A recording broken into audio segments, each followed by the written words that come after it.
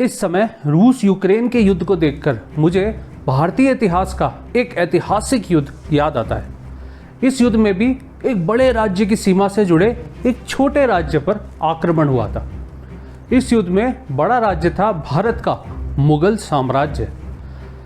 मुगल साम्राज्य की सेना में थे 4000 मनसब राजपूती घुड़सवार, 1500 अहदी माने मुगल साम्राज्य की सबसे खतरनाक सेना टुकड़ी, 500 बंदूकचीज माने बंदूक चलाने वाले, 30,000 पैदल सैनिक, 21 राजपूती ठाकुर और उनके सैनिक, 18,000 घुड़सवार, 15,000 तीरंदाज, 1,000 तोपें और 40 जहाज।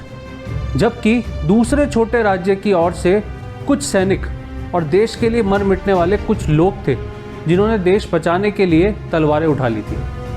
मुगल सेना में कई जंग जीत चुके आला दर्जे के सिपह सालार भी थे।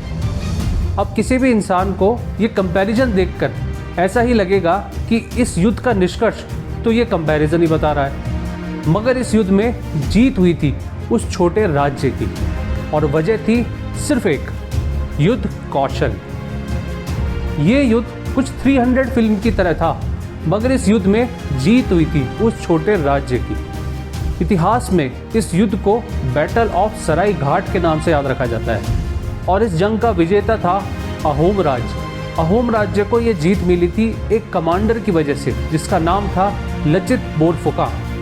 लचित न सिर्फ एक अहोम राज्य का महान योद्धा था, बल्कि एक श्रेष्ठ कमांडर और एक शानदार स्ट्रैटेजिस्ट भी था। अगर आप भी मेरी तरह अहोम राज्य की मुगल राज्य पर इस असंभव जीत की कहानी अच्छी तरीके से समझना चाहते हैं और लचित की उस अमेजिंग स्ट्रैटेजी को समझना चाहते हैं, तो मैं कहूँगा कि ये एपिसोड पूरा सुनिएगा, क्योंकि इस एपिसोड में मैं इस जंग के हर एक पहलू की पूरी कहानी सुनाने वाला हूँ। मज़ा आने वाला है अपन सबको। Hello everyone, welcome to yet another episode of a story a week. मेरा नाम है अक्षय कपूर। इस जंग को अच्छे से समझने के लिए मैं कहानी की शुरुआत करता हूँ 1660 से, जब औरंगजेब मुगल शासक बना था। औरंगजेब मीर जुमला II को बंगाल का सूबेदार बनाता है और मीर जुमला को असम जीतकर मुगल साम्राज्य में जोड़ने के लिए कहता है। असम में उस समय राज्य था अहोम राज्य का। आदेश पाते ही मीर जुमला असम के लिए निकल पड़ता है और अहोम राज्य के कई शहरों पर जीत दर्ज करता हुआ अहोम राज्य की राजधानी गढ़गांव तक पहुंच जाता है और उसे जीत लेता है। अहोम राजा अपनी सेना के साथ आसपास के जंगल में छिप जाता है। मीर जुमला को इस राज्य का ज़्यादा अंदाज़ा नहीं था, इसलिए वो जीतता हुआ पहुंच तो जाता है, मगर उन्हीं दिनों मॉनसून आ जाता है और भारी बारिश होती है। सारे नाले और नदियाँ ओवरफ्लो हो जाती हैं, रास्ते बंद हो जाते हैं और मीर जुमला की सेना अपने मुगल राज्य से कट जाती है, या मैं ये कहूँ कि वहीं उस राजधानी में फंस जाती है। इस समय अहोम राज्य के कमांडर अतान बुरहागोहैन रात में डागा जुत्था यानी कि गुरिल्ला वॉरफेयर कर करके सेना को परेशान करते हैं और मीर जुमला की सेना आधे से भी कम रह जाती है। मीर जुमला इस समय भागने की फिराक में था, मगर इसी समय अहोम राजा जयध्वज सिंहा इस बात से बेखबर अपनी हार से परेशान होकर एक ट्रीटी के लिए राजी हो जाते हैं और मीर जुमला व जयध्वज सिंहा के बीच होती है ट्रीटी ऑफ गिलज हरिघाट। इस ट्रीटी के नियम बड़े सख्त थे अहोम राजा के लिए। पहला, बहेरी नदी जिसे आज कामेंग नदी कहा जाता है, उससे पश्चिम का राज्य मुगल राज्य में मिल जाएगा। दूसरा, 20,000 तोला सोना और 1,20,000 तोला चांदी और 40 हाथी देने होंगे अहोम राजा को मुगल राज्य में। 3 लाख तोला चांदी और 90 हाथी 12 महीने में और देने होंगे। सालाना 12 हाथी और देने होंगे। और इससे सबसे शर्मिंदा करने वाली मांग थी कि जयध्वज सिंहा को अपनी एक पुत्री राजा के हैरम के लिए भेजनी होगी। अहोम राजा जयध्वज सिंहा इन कंडीशंस को मानता तो है, मगर इस हार के शर्म के तले मर जाता है। मरते समय वो अपने भाई चक्रध्वज सिंहा को ये कह के मरता है कि भाई हो सके तो इस हार के भाले को हमारे देश के सीने से निकाल देना। चक्रध्वज सिंहा एक बहुत ही साहसी और समझदार राजा था। चक्रध्वज राजा बनते ही अपनी पूरी सेना में बदलाव लाता है। आसपास के जयंतिया और कचहरी राज से मित्रता बढ़ाता है। चावल और सैनिक शस्त्रों का उत्पादन भी बढ़ाता है और लचित बोरफुकन को अपना चीफ कमांडर बनाता है। लचित बोरफुकन अपनी सेना को नए युद्ध के हिसाब से ट्रेन करता है, मुगलों की लड़ाई को ध्यान में रखते हुए।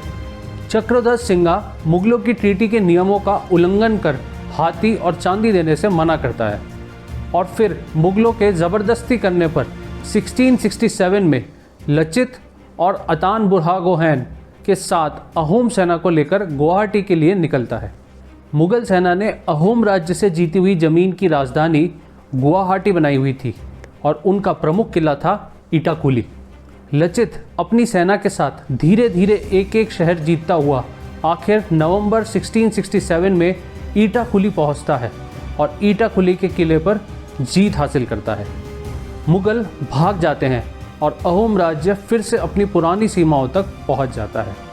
ये हारी हुई मुगल सेना 19 दिसंबर 1667 को औरंगजेब के पास पहुंचती है और बताती है अपनी हार के बारे में। औरंगजेब पूछता है कि यह हार कैसे हुई, जिस पर एक सैनिक बताता है कि ये हार एक शख्स के कारण हुई है। ये पता नहीं है कि वो हैवान है या आदमजात है, मगर कुछ लोगों ने हींगडांग को देखा है। इसी पर औरंगजेब पूछता है कि आखिर ये हींगडांग क्या है, तो जवाब मिलता है लचित की तलवार। औरंगजेब अब गुस्से से लाल था और कहता है कि ये आदमजात है तो इसे मरना होगा। वो उसी समय उसके सबसे पसंदीदा कश्मीर के मनसबदार जयपुर के आमेर के राजा राम सिंह को गुवाहाटी जाने का आदेश देता है और अहोम राज्य को पूरी तरह तहस नहस करने का आदेश देता है। औरंगजेब अहोम राज्य का किस्सा ही खत्म कर देना चाहता था, इसलिए वो एक विशाल सेना भेजता है राजा राम सिंह के नेतृत्व में।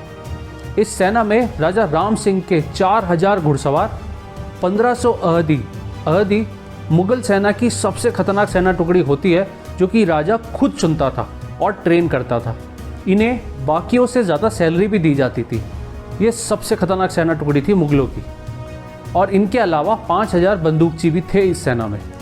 ये विशाल सेना दिल्ली से निकलती है असम के लिए और इस सेना को असम पहुंचने में पूरा 1 साल लगता है। असम पहुंचने से पहले औरंगजेब इस सेना में 30,000 पैदल सैनिक, 21 राजपूती ठाकुर और उनके सैनिक, 18,000 घुड़सवार, 15,000 तीरंदाज, 1,000 तोपें और 40 जहाज और जोड़ देता है। लचित के जासूस इस सेना पे नज़र रखे हुए थे और हर पल की खबर वो लचित को देते थे। लचित एक बार तो इतनी सेना देखकर परेशान हो उठता है और मन ही मन सोचता है कि क्या उसी के जीवन काल में अहोम राज्य खत्म हो जाएगा, मगर फिर इस सोच को पीछे छोड़कर हिम्मत कर अपनी स्ट्रैटेजी बनाना शुरू करता है। लचित जानता था कि मुगल सेना से खुले मैदान में तो वो नहीं जीत सकता और मुगलों की इस विशाल सेना का अगर कोई वीक पॉइंट है तो वो है इनकी नेवी। इसलिए लचित लड़ाई के लिए गुवाहाटी की पहाड़ियों को चुनता है। वो गुवाहाटी से आ रहे ज़मीनी दर्रों और रास्तों को मिट्टी की दीवार बनाकर बंद करता है ताकि मुगलों के पास ब्रह्मपुत्र नदी से आने के अलावा कोई और रास्ता न बचे। वो लड़ाई के लिए चुनता है सराय घाट, क्योंकि यहीं ब्रह्मपुत्र सबसे नैरो हो जाती है, केवल 1 किलोमीटर चौड़ी। लचित अपना हेडक्वार्टर अंधारूबली में बनाता है, जो कि कामाख्या और शुक्रेश्वर पहाड़ियों के बीच था। नदी की दूसरी ओर अतान बुरहागोहैन अपना कैंप लगाता है। इस लड़ाई की सारी जानकारी और स्ट्रैटेजी सभी अहोम जनरल्स को दे दी जाती है। अप्रैल 1669 में मुगल सेना मनास जीतती है और आगे बढ़ती है। लचित ने अपनी सेना से कह रखा था कि हार के पीछे हटते रहना, पर मुगलों के पकड़ में भी मत आना। मुगल सेना जब गुवाहाटी पहुंचती है तो देखती है कि ज़मीनी सारे रास्ते बंद हैं और ब्रह्मपुत्र में सराय घाट पर अहोम राज्य के जंगी जहाज़ों का एक बड़ा बेड़ा रास्ते रोके हुए। इसलिए कुछ महीनों तक दोनों सेनाओं में ज़मीन पर छोटी मोटी लड़ाइयाँ होती रहती है। अहोम के साथ गारो, जयंतिया, नागा और दर्रांग की रानी की सेना भी जुड़ जाती है इस जंग में। इसी समय मानसून आ जाता है और जंग में विराम लगता है। औरंगजेब इतने महीनों से चल रही जंग को देखकर बंगाल के सूबेदार शाहिस्ता खान के द्वारा राम सिंह को और सेना भेजता है। पहाड़ों में लड़ाई चलती रहती है, मगर दोनों ही पक्षों की कोई खास जीत नहीं होती। इससे परेशान होकर राम सिंह अहोम राजा को द्वंद्व के लिए पुकारता है और कहता है कि अगर वो हार गया तो वापस चला जाएगा। राम सिंह एक राजपूत था और बड़ा योद्धा था। अहोम राजा चतुराई से जवाब भेजता है कि वो राजा के भेजे गए किसी नौकर से नहीं लड़ेगा। ये सुन राम सिंह और क्रोधित हो जाता है। इसके बाद भी राम सिंह गुस्से से लाल होने के बावजूद समझदारी रखते हुए एक और मौका देता है अहोम राजा को और कहता है कि सरेंडर कर दो और पुरानी ट्रीटी के टर्म्स ऑफर करता है। इस तरफ महीनों की चलती जंग से अहोम राज्य के हालात भी खराब हो चुके थे। प्रजा अब त्रस्त थी, ट्रेजरी खत्म हो चुकी थी, सेना का मनोबल भी गिरा हुआ था। राजा चक्रधर सिंगा की इसी बीच मृत्यु हो जाती है और नए राजा बनते हैं उनके भाई उदय आदित्य सिंघा।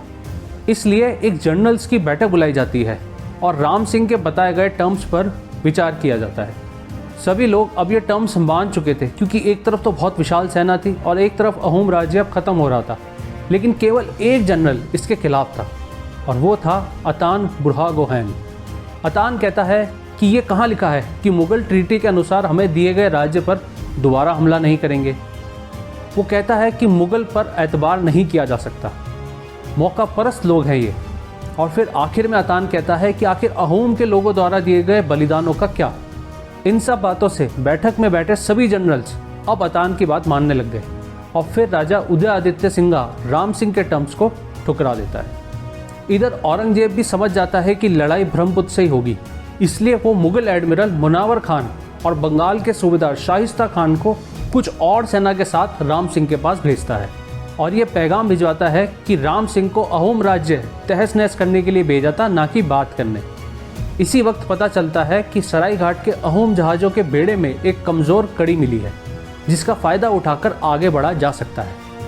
इसके बाद राम सिंह अपनी पूरी सेना के साथ निकलता है फाइनल असॉल्ट पे। इस पूरे काफिले को देख अहोम सेना घबरा जाती है। लचित इस समय बीमार था और ईटाकुली के किले में पड़ा था। इस समय अहोम की कमान थी नारा राजा के पास। मुगल सेना धीरे धीरे आगे बढ़ रही थी और बेहद कॉन्फिडेंट थी क्योंकि लचित तो बीमार पड़ा था और अहोम सेना भी धीरे धीरे पीछे हट रही थी। लेकिन जैसे ही मुगल सेना लचित के हेडक्वार्टर अंधा रूबली में उतरने वाली होती है, लचित अचानक से उठ खड़ा होता है और अहोम के सारे जनरल्स और सेना को एक साथ अटैक करने के लिए कहता है। नदी की दोनों तरफ से, ज़मीन और नदी दोनों में वो युद्ध खोल देता है। वो खुद 7 जंगी जहाज लेकर जंग में उतरता है। अहोम सेना में लचित की खबर सुन एक साहस और जज्बे की लहर दौड़ उठती है और सारी अहोम सेना इस जंग में एक साथ कूद पड़ती है। फिर होता है एक विध्वंसक युद्ध। ब्रह्मपुत्र नदी के उस छोटे से दर्रे में उस दिन हजारों हजार सैनिक लड़ते हैं। मुगल सेना पर अचानक से हुए इतने बड़े चहुतरफा हमले से मुगल सेना कंफ्यूज हो जाती है और मुगलों का एडमिरल मुनावर खान हुक्का पीते हुए मारा जाता है। उसे गोली लगी थी पीठ पर। उसी एक दिन में मुगलों के 4000 सैनिक मारे जाते हैं, 3 जनरल मारे जाते हैं और मुगलों को वापस भागना पड़ता है। अहोम सेना उन्हें मनास तक भगाकर आती है। उस दिन अहोम राज्य की सेना ने वो कर दिखाया था जो कोई अपने सपने में भी नहीं सोच सकता था। ये एक अविश्वसनीय जीत थी और इस जीत का हीरो था लचित बोरफुका, जिसकी तलवार हेंगडांग ने मुगलों को मौत के घाट उतार दिया था और वापस भगा दिया था। ये पूरी स्ट्रैटेजी उसी की थी। इस हैरतअंगेज जीत ने लचित बोरफुका का नाम इतिहास में स्वर्ण अक्षरों में लिख दिया। आज भी हर साल 24 नवंबर को असम में लचित दिवस मनाया जाता है।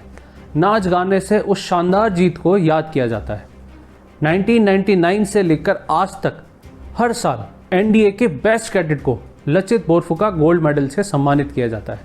तो ये थी कहानी भारत के एक और सपूत लचित बोरफुका की, जिसे आप कुछ हद तक 300 फिल्म के लियोनाइडस से भी बेहतर जनरल कह सकते हैं। हाँ, लेकिन लचित के साथ साथ अतान का योगदान भी कम नहीं आंका जा सकता।